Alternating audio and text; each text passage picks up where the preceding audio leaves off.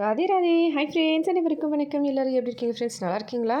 காலையில் வெளியில் சிஸ்டர் நின்று பார்ப்பேன். யாராச்சும் பஜார் போகிறாங்கன்னா அவங்கக்கிட்ட காசு கொடுத்து அதை வெஜிடபிள்ஸ் வேணும்னா அனுப்பி விட்ருவேன். பசங்க மோஸ்ட்லி போய் வாங்கிட்டு வந்துடுவாங்க. பசங்க டியூஷன் போயிருக்காங்கனால நான் காலையில் எல்லா வேலையும் முடிச்சுட்டு சாமி பூஜை பண்ணி பகவத்கீதையெல்லாம் படித்து முடிச்சிட்டேன். டீ பசங்க அப்புறம் குடிச்சிக்கலாம் அப்படின்னு சொல்லிட்டு காலையிலேருந்து யாராச்சும் போனாங்கன்னா கொடுத்து விட்டுலாம் அப்படின்னு சொல்லி வெயிட் பண்ணிகிட்ருக்கேன். பசங்க யாராச்சும் வந்தாங்கன்னா காசு கொடுத்து விட்டுருவேன். ஏதாவது வெஜிடபிள்ஸ் வாங்கிட்டு வருவாங்க. சண்டே டைமில் லீவ் நாளில் தான் பசங்க போய் வாங்கிட்டு வருவாங்க. இன்றைக்கி சரி யாராச்சும் போனாங்கன்னா கொடுத்து விட்டுடலான்னு சொல்லி வெயிட் பண்ணுறேன். பார்க்கலாம். ஊருக்குள்ளே நிறைய பேர் வெஜிடபிள்ஸ்லாம் விற்பாங்க. அவங்க வில்லேஜ் நிலத்தில் ரெடி பண்ணும்போது அதனால் இன்றைக்கி ஒருத்தவங்க எடுத்து விற்கிறாங்க. அதாவது ஹட்டோ மார்க்கெட் நாளுக்கு முன்னாடி நாள் எடுப்பாங்க. அப்போ இங்கேயே வாங்கிப்பேன் மோஸ்ட்லி. இப்போ யாராச்சும் வந்தாங்கன்னா அனுப்பி விட்டு வாங்கிட்டு வர சொல்லலாம் சமைக்கிறதுக்கு.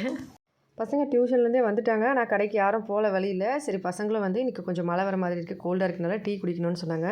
அதனால் நிறைய மிளகு போட்டு டீ பண்ணியிருக்கேன். ஆக்சுவலாக அவளும் பாலும் கொடுத்துட்டேன், சாப்பிட்டுட்டாங்க. கொஞ்சமாக டீ குடிக்கிறதுக்காக வச்சுருக்கேன். நான் டீயும் பொரி மிக்சர் சாப்பிட போகிறேன். ஆக்சுவலி இது பொரி இல்லை, அவல் வறுவல். இது உப்பில் வறுக்கிறது. நான் ஆல்ரெடி நம்ம சேனலில் நிறைய தடவை அப்லோட் பண்ணியிருக்கேன். வந்துட்டு அப்புறம் இப்போ பொரி டீ எல்லாம் குடித்தாச்சு. மதியம் சமைக்கிறது எதுவும் வேலை இல்லை, கஞ்சி இருக்குது. அதனால் பசங்களை ஸ்கூலுக்கு அனுப்பிட்டு வெயிட் பண்ணுறேன். கஞ்சிக்கு பொரியல் மட்டும் பண்ணணும்.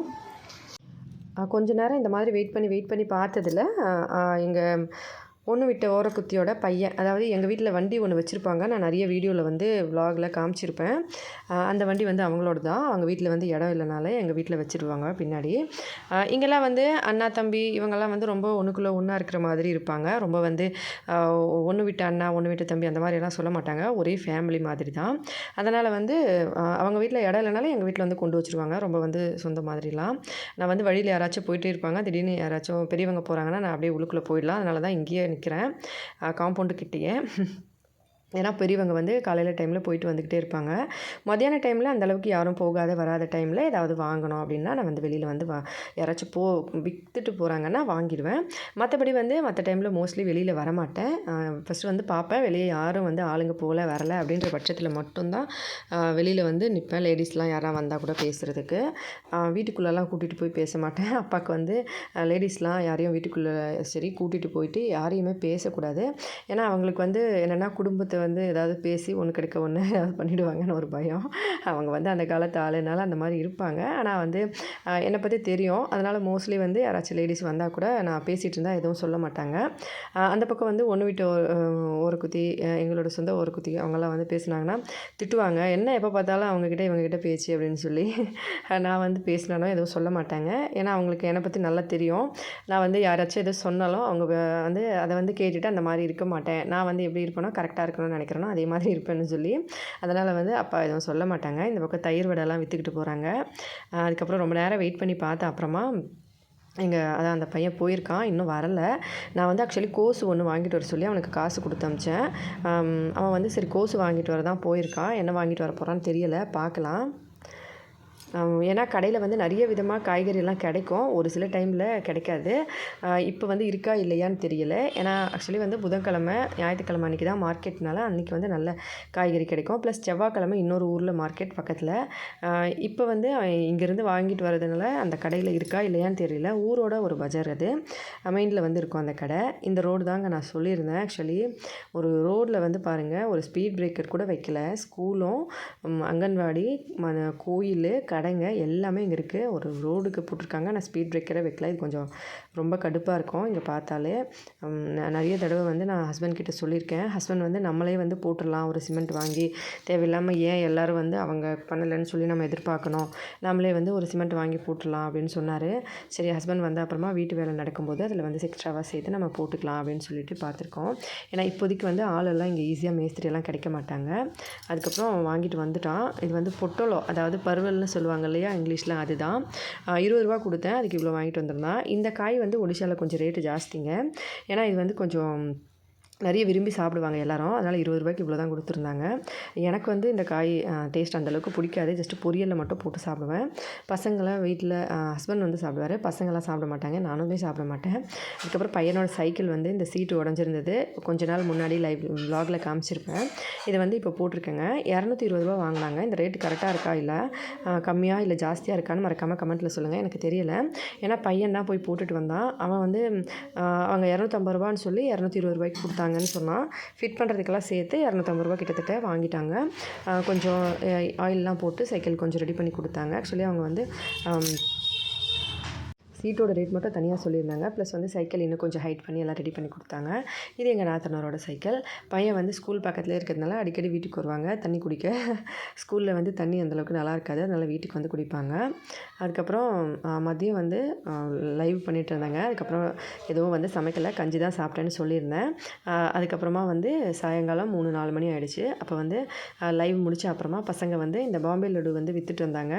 அது ஐஸ்கிரீம்லாம் வேணும்னு கேட்டாங்க. சரி 2 பேருக்கும் ஒரு பாம்பே லட்டு, ஒரு ஐஸ்கிரீம். நானும் ஒரு பாம்பே லட்டு, ஒரு ஐஸ்கிரீம் வாங்கினேன். ஒன்று வந்து 5 ரூபா, ஒரு ஐஸ்கிரீம் 5 ரூபா சொல்லிவிட்டு 3 பேரும். அப்புறமா எங்கள் நாத்தனாரோட பையன் இருக்கான், அவனுக்கு எல்லாம் சேர்த்து 40 ரூபாய்க்கு எல்லாத்தையும் வாங்கிட்டு. இதுதாங்க பிளாஸ்டிக் கடை. ஒடிசாவில் வந்து ஊருக்குள்ளே வந்து இந்த மாதிரி தான் விற்றுட்டு போவாங்க. ஏன்னா வந்து நிறைய பேர் வந்து காட்டன் புடவை தான் வந்து ஒடிசாவில் கட்டுவாங்க. பார்த்துருப்பீங்க. நான் சேனல்லே நிறைய தடவை வந்து அப்லோட் பண்ணியிருப்பேன். இப்போ வந்து சாயங்காலம் நான் ஒரு 5 மணி போலங்க, யாருமே வெளியில் வந்து இல்லை. அதனால் நான் வந்து ஃப்ரீயாக நின்றுட்டுருக்கேன். இந்த பக்கெட் வந்து கேட்டதுக்கு அவங்க என்ன சொன்னாங்கன்னா, ஒன்று வந்து 2 புடவை கொடுத்தா 1 கொடுப்பாங்களாம். நான் வந்து இது கொஞ்சம் ஜாஸ்தியாக இருக்கேன்னு சொன்னேன். ஏன்னா இங்கே வந்து எங்கள் மாமியார் ஒரு புடவை கொடுத்தே ஒரு பக்கெட் வாங்குவாங்க. இவங்க வந்து கொஞ்சம் எக்ஸ்ட்ரா சொல்கிறாங்களா, இல்லை இவங்க வந்து வேறு ஆளான்னு எனக்கு தெரியல. நான் வந்து ரெண்டுமே எது பெருசு எது சின்னதுன்னு பார்த்துட்டு இருந்தேன். இது வந்து வீட்டு பின்னாடி வந்து நிறைய தடவை விலாகில் பார்த்துருப்பீங்க. குண்டாவில் தண்ணி வச்சுருப்பேன். இந்த மாதிரி பக்கெட் இருந்தால் குழந்தைங்களும் வந்து ஃபேஸ் வாஷ் பண்ணும்போதும் சரி தண்ணி வந்து கொண்டு வந்து வச்சு யூஸ் பண்ணிக்கலாம். அதனால் இந்த பக்கெட் வாங்கலாம் அப்படின்னு சொல்லிட்டு நான் கேட்டதுக்கு 2 புடவை கொடுக்க சொன்னாங்க. நான் சரி பெருசாக வந்து வாங்கிட்டால் நல்லாயிருக்கும்னு பார்த்தா, என் சின்ன பையன் வந்து பெருசாக இருந்தால் என்னால் தூக்க முடியாது, சின்னது தான் வேணும்னு சொன்னான். நீ தூக்கலைன்னா பரவாயில்லன்னா கூட இல்லை எனக்கு சின்னது தான் வேணும்னு சொன்னான். ஏன்னா சின்னதாக இருந்தால் அவங்களே வந்து குழாயிலேருந்து தண்ணி அடித்து கொண்டு வந்துடுவாங்க. அதனால் சரி நானும் சின்னதாகவே வாங்கிக்கலாம், ரொம்ப பெருசாக எதுக்கு, பெரிய பக்கெட்லாம் இருக்குது வீட்டில் ஆல்ரெடி அப்படின்னு சொல்லிட்டு இதையே வந்து வாங்கினேன். ஒன்றுத்துக்கு வந்து 2 புடவை கேட்டிருந்தாங்க. பழைய புடவை 2. இது வந்து நான் எங்கள் மாமியார் வந்து சொன்னாங்க, இந்த மாதிரி பெரிய பக்கெட்டுக்கு தான் 2 புடவை அப்படின்னு சொல்லி. ஆக்சுவலாக வந்து அவங்க என்ன சொன்னாங்கன்னா 3 புடவைன்னு சொன்னாங்க. ஒன்று வந்து 60 ரூபா இந்த பக்கெட்டு, ஒரு புடவை வந்து 30 ரூபான்னு சொல்லி வாங்குவாங்க. அப்படி பார்த்தா நான் வந்து கரெக்டாக இருக்கா இல்லையான்னு சொல்லி எனக்கு கொஞ்சம் கன்ஃபியூஸாகவே இருந்தது. அதுக்கப்புறமா சரி பரவாயில்ல வாங்கிக்கலாம், அவங்க வந்து சரியாக சொன்னாலும் சரி பொய்யா சொன்னாலும் சரி நம்ம பழைய புடவை தானே வந்து கொடுத்து வாங்குகிறோம், யூஸ் பண்ணிக்கலாம், ஒரு பக்கெட்டு ஒன்றே போதும் அப்படின்னு சொல்லிட்டு நான் வந்து 2 வாங்கிட்டேன். ரொம்ப நேரம் குழப்பம்னு அந்த ஆள் வந்து பேசிக்கிட்டே இருந்தாங்க. நான் வந்து அதெல்லாம் வீடியோவில் இருக்கும், சவுண்டு லைட்டாக வச்சுருக்கேன், கேளுங்க. அவங்க என்ன சொல்கிறாங்கன்னா, இந்த பொருள் அவ்வளோ அந்த பொருள், ஆனால் இவங்க சொல்கிற எல்லாமே ரேட் ஜாஸ்தி தாங்க. இன்னொருத்தவங்க வந்து வருவாங்க, அவங்க வந்து ரொம்ப ரேட் கம்மியாக சொல்லுவாங்க. ஒடிசாவில் கிராமத்தை பொறுத்த வரைக்கும் ரேட்டு கொஞ்சம் ஜாஸ்தின்னு நான் சொல்கிறேன். மற்றபடி வந்து சிட்டி சைடில் எக்ஸ்ட்ராவாக தான் இருக்கும். இங்கே வந்து கிராமத்தில் வந்து அந்தளவுக்கெல்லாம் கொடுத்து வாங்க மாட்டாங்க. இந்த பக்கெட்டை 90 ரூபான்னு சொல்லிட்டாங்கங்க. நீங்கள் பாருங்கள் ரேட் கரெக்டாக இருக்கா, சென்னையில் எப்படி இருக்குது, இல்லை இங்கே வந்து தான் அதிகமாக கம்மியாக சொல்கிறாங்களான்னு மறக்காமல் கமெண்ட்டில் சொல்லுங்கள். உங்கள் ஊரில் இந்த மாதிரி பக்கெட்லாம் என்ன ரேட்னு. இந்த பெலூன் கேட்டதுக்கு ஒரு பெலூனுக்கு ஒரு புடவை, 2 இந்த சின்ன பெலூன் இருக்கு இல்லையா, இது வந்து கீழே போட்டால் கொஞ்சம் ஜம்ப் ஆகுற மாதிரி கொஞ்சம் கெட்டியாக இருக்கும் இல்லையா, அது வந்து 2 புடவை சொன்னாங்க. மேலே இருக்கிற அந்த பெரிய பலூன் வந்து ஒரு புடவை சொன்னாங்க. என் பையன் வந்து கீழே இருக்க அந்த பால் தான் வேணும்னு சொன்னான். சின்னதாக இருக்கும் ஆனால் கொஞ்சம் ஸ்ட்ராங்காக இருக்கும். ஏன்னா மேலே இருக்கிறது வந்து ஏதாவது ஊசி பட்டாலும் இப்போ உடஞ்சி போயிடும். அதனால சரி சின்ன பால் வந்து 1 வாங்கி கொடுத்தேன். அது வந்து 60 ரூபா சொன்னாங்க. 2 புடவை கேட்டிருந்தாங்க. ஒரு புடவைக்கு வந்து 30 ரூபான்னு சொல்லி கணக்கு போட்டு கொடுப்பாங்க. இங்கே வச்சுருக்க இந்த ஸ்டாண்டு, வெஜிடபிள் ஸ்டாண்டு, இந்த காய்கறி வைக்கிறது, அவல் வைக்கிறது, இது எல்லாமே சேரு எல்லாமே பழைய புடவை கொடுத்தா வாங்கிக்கலாங்க. ஆனால் அதுக்கேற்ற மாதிரி புடவைகள் அவ்வளோ அதிகமாக கொடுக்க வேண்டியிருக்கும். இவங்கெல்லாம் எங்கள் பசங்க கூட ஸ்கூலில் படிக்கிறவங்க. எல்லோரும் நான் வீடியோ பண்ணுறதுன்னு தெரிஞ்சுக்கிட்டு அங்கே வந்து பேசிக்கிட்டு அவங்க விளையாடிக்கிட்டு இருந்தாங்க. எங்கள் ஊர் இப்படி தாங்க இருக்கும் வெளியில் பார்க்குறதுக்கு. பாருங்கள் இப்போல்லாம் பெரியவங்க யாருமே வெளியில் இல்லை, அதனால தான் நான் வெளியே நிற்கிறேன், பார்த்தீங்கனாலே தெரியும். இப்போ வந்து இந்த மாதிரி எல்லா பொருளும் வந்து நான் வந்து 2 பொருள் தான் வாங்கினேன். ஒன்று வந்து என் பையன் வச்சுருக்க பாலு, இன்னொன்று வந்து அந்த சின்ன பக்கெட்டு. மொத்தமாக சேர்த்து 4 புடவை கொடுக்க வேண்டியிருக்கும். இப்போ வந்து ஒடிசாவில் ரெகுலராக நிறைய வந்து காட்டன் புடவையே வந்து யூஸ் பண்ணுறதுனால அந்த புடவை பழசான உடனே நம்ம வந்து பெட்டு மேலே போட்டு படுக்க ரொம்ப சாஃப்டாக இருக்கும். அதுக்கப்புறமா இன்னும் கிழிஞ்சு போச்சுன்னா அதை வந்து எடுத்து இந்த மாதிரி கொடுத்துடலாம். நான் கொடுத்துருக்க அந்த புடவை 2மே வந்து பார்த்திங்கன்னா ரொம்ப வந்து பழசு தான். அதுவும் இல்லாமல் கிழிஞ்சிருந்தாலுமே கூட கிழிஞ்சிருந்தாலும் வாங்குவாங்க. ஆனால் வந்து புடவை வந்து 2ஆக கிழிஞ்சிருக்கக்கூடாது. இப்போ ஒரு காட்டன் புடவை என்ன சைஸில் லென்த்தில் இருக்கணுமோ அந்த அளவுக்கு இருக்கணும். ஒருவேளை அதை கிழிச்சிட்டு பாதியாக கொடுத்தா வாங்க மாட்டாங்க. ஒரு புடவை எவ்வளோ சைஸ் இருக்கோ அதை வந்து நம்ம இப்போ கொடுக்கும்போது அவங்க வந்து கையில் வந்து முதல்ல பார்ப்பாங்க பாருங்கள். இப்போ நான் வாங்கிட்டேன். இது வந்து வாங்கிட்டு இந்த பக்கெட்டு ப்ளஸ் வந்து ஒரு பால் இது மட்டும் தான் வாங்கினேன். அங்கே இருக்க எல்லா பொருளுமே நம்ம வந்து புடவைகள் கொடுத்து வாங்கிக்கலாம். காட்டன் புடவை வந்து இப்போ வீட்டில் வந்து ஒரு 4-5 லேடிஸ் இருக்காங்கன்னா அவங்க வந்து அடிக்கடி யூஸ் பண்ணுற புடவை நிறைய வச்சுருக்காங்க காட்டன் புடவை அப்படின்னா ஒரு 10 புடவை போல் கொடுத்துட்டு ஒரு சேரே வாங்கிக்கலாம். இப்படி தான் வந்து காட்டன் புடவைங்களை கொடுத்து வாங்குவாங்க. இப்போ இது முடிஞ்சது. நான் வந்து இந்த பக்கெட்டும் இந்த பாலை மட்டும் கொண்டு வந்துட்டேன். இந்த பக்கெட்டுக்கு 2 புடவை, பாலுக்கு 2 புடவைன்னு சொல்லி இப்போ 4 புடவை கொடுக்க வேண்டியிருக்கோம். அவ்வளோதான் ஃப்ரெண்ட்ஸ். ஃபஸ்ட்டு 2 புடவை வந்து பசங்க கொண்டு போய் கொடுத்துட்டு வந்துட்டாங்க. நான் வந்து புடவை எடுத்துகிட்டு போகும்போது அப்பா வந்து எதிரில் வந்தாங்க டிவி பார்க்குறதுக்கு. சரி அவங்க உட்காந்துட்ருக்கட்டும்னு சொல்லி நான் வந்து புடவை 2த்தையும் எடுத்துகிட்டு வந்து வீட்டில் வந்து அவங்கக்கிட்ட கொடுத்தேன். அவங்க வந்து வாங்கிட்டு சரியாக இருக்கான்னு செக் பண்ணிப்பாங்க. ஏன்னா நீளம் கரெக்டாக இருக்கா, இல்லை வந்து நடுவில் வந்து கிழிச்சு 2 புடவை ஒரு புடவையே 2ஆக பண்ணியிருக்காங்களான்னு சொல்லி பார்ப்பாங்க. இல்லை ரொம்ப கிழிச்சு எதுக்காச்சும் யூஸ் பண்ணிட்டு இருந்தாங்களாலும் வாங்க மாட்டாங்க. இது கரெக்டாக இருந்தது. பார்க்கும்போதே அவங்க தெரிஞ்சுப்பாங்க. ஒன்று இந்த புடவை ஒன்று, பசங்க வந்து 2 புடவை ஆல்ரெடி எடுத்துகிட்டு வந்து கொடுத்துட்டாங்க. மொத்தமாக கொடுத்து 4 புடவைக்கு 2 பொருள் வந்து நான் வாங்கியிருந்தேன். இது வந்து கரெக்டாக ஒர்த்து தானா இல்லை வேஸ்ட்டா என்ன நினைக்கிறீங்கன்னு சொல்லி மறக்காமல் கமெண்ட்டில் சொல்லுங்கள். நான் வந்து நம்ம யூஸ் பண்ணாத பொருளை இப்படி கொடுத்து வாங்கிக்கிறது நல்லதுன்னு நினைக்கிறேன். ரேட்லாம் எப்படி இருக்குது, கரெக்டாக இருக்கா, ஓகேவான்னு மறக்காமல் கமெண்ட்டில் சொல்லுங்கள். இங்கே இருக்க பொருள் எல்லாமே வந்து அவங்க இந்த பக்கெட் 90 ரூபா சொன்னாங்க, பெரிய பக்கெட்டு. இந்த பால் 60 ரூபா சொன்னாங்க, இன்னொரு பால் 30 ரூபா.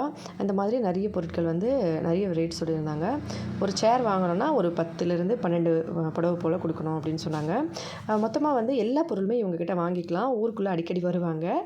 இப்படி தான் ஃப்ரெண்ட்ஸ் ஒடிஷாவில் வந்து புடவையை கொடுத்துட்டு சம்திங் திங்ஸ்லாம் சேஞ்ச் பண்ணி வாங்கிப்பாங்க. அதுக்கப்புறமா நைட்டுக்கு வந்து சாப்பிட்றதுக்கு பூரி செய்யலான்னு மாவு பிசைஞ்சு வச்சுட்டு பசங்களுக்கு வந்து ரஸ்க்கும் பாலும் கொடுத்தேன் ஈவினிங் சாப்பிட. அப்பாவுக்கு வந்து பால் குடிக்க மாட்டாங்க, அவங்க டீ தான் குடிப்பாங்க. அதனால் டீ போட்டுட்டு அப்பாவுக்கு வந்து ரஸ்க்கும் டீயும் கொடுத்துட்டேன். அம்மா வந்து டீயும் குடிக்க மாட்டாங்க, அதனால் தண்ணி ப்ளஸ் வந்து ரஸ்க்கு சாப்பிட்டாங்க. அதுக்கப்புறமா வந்து நைட்டுக்கு பூரி செஞ்சுருந்தேன். டால்மா இருந்தது, பசங்க டால்மா வேண்டான்னு சொல்லிட்டாங்க. அதனால் பொரியலோடு சேர்த்து பூரி சாப்பிட்டுக்கிட்டாங்க. இவ்வளோ தான் ஃப்ரெண்ட்ஸ் இன்றைக்கி ஃபுல் டே விலாகு. வீடியோ பிடிச்சிருந்தா மறக்காமல் வச்சாச்சு. இப்போ தூங்க போகிறோம். பசங்களுக்கு தூக்கம் வந்துருச்சு, அவருக்கு ரொம்ப தூக்கம் வந்துருச்சு. ஆல்ரெடி கொஞ்சம் தான் சாப்பிட்றதுக்கு முன்னாடியே தூங்கிட்டாரு, தூங்க வைக்க போகிறோம். இன்றைக்கி விலாக் அவ்வளோதான் ஃப்ரெண்ட்ஸ். வீடியோ பிடிச்சிருந்தா மறக்காமல் லைக் பண்ணி ஷேர் பண்ணி சப்ஸ்கிரைப் பண்ணுங்கள். ஹெல்த்தியாக சாப்பிட்டு சந்தோஷமாக சேஃபாக பத்திரமா வருங்க. நன்றி, வணக்கம்.